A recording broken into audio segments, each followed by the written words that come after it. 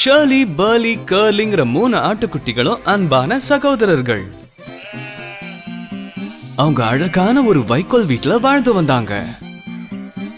ஒரு நாள் ஒரு தந்திரமான ஓநாய் அவங்க வீட்டுக்கு பக்கத்துல குடி வந்துச்சா.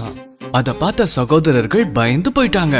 பெரிய ஆட்டுக்குட்டி சொல்லுச்சா, அந்த ஓநாய் நம்மள எப்ப வேணா பிடிச்சு சாப்பிடலாம், நம்ம ஜாக்கிரதையா இருக்கணும். இந்த வீடும் அவ்வளவு பாதுகாப்பானது இல்ல.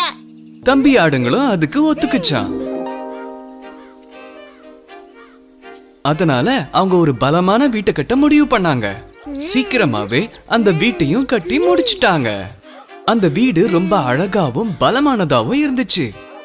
ஒரு நாள் அந்த 3 ஆட்டுக்குட்டிகளையும் பிடிச்சு சாப்பிடலான்னு அந்த ஓநாய் வீட்டுக்கு பக்கத்துல வந்துச்சான்.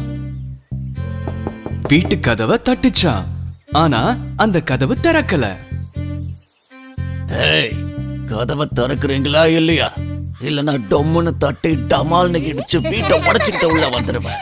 அப்படி சொன்ன ஓநாய் அந்த கதவை எட்டி உடைச்சு உதைக்க பார்த்துச்சான். ஆனா அந்த பலமான கதவை அதால உடைக்க முடியல. ரொம்ப கோபம் அடைஞ்ச அந்த ஓநாய் அடுத்து ஒரு திட்டத்தை போட்டுச்சான். அந்த வீட்டோட கூரை மேல ஏறி மேல இருக்கிற புகைப்போக்கி வழியா உள்ள நுழைய பார்த்துச்சு. ஆனாலும் அந்த ஆட்டுக்குட்டிங்க ஏற்கனவே ரொம்ப புத்திசாலித்தனமா திட்டம் போட்டிருந்துச்சு. குளிர்காயிற மனையில விறகு அடுக்கி நெருப்ப மூட்டி காத்துக்கிட்டு இருந்தாங்க. ஓநாய் புகைப்போக்கி வழியா குதிச்ச உடனேயே நேரா நெருப்புல வந்து விழுந்து குய்யோ முய்யோன்னு கத்த ஆரம்பிச்சுதான். அதுக்கப்புறம் அது அந்த பக்கம் வரவே இல்லையா. தங்களோட புத்திசாலித்தனத்தால அந்த 3 ஆட்டுக்குட்டிங்களும் ஓநாய விரட்டி அடிச்சிருச்சு. சமயோசிதமா திட்டம் போட்டா எதிரி பலசாலியா இருந்தா கூட நாம வெற்றி பெறலாம்.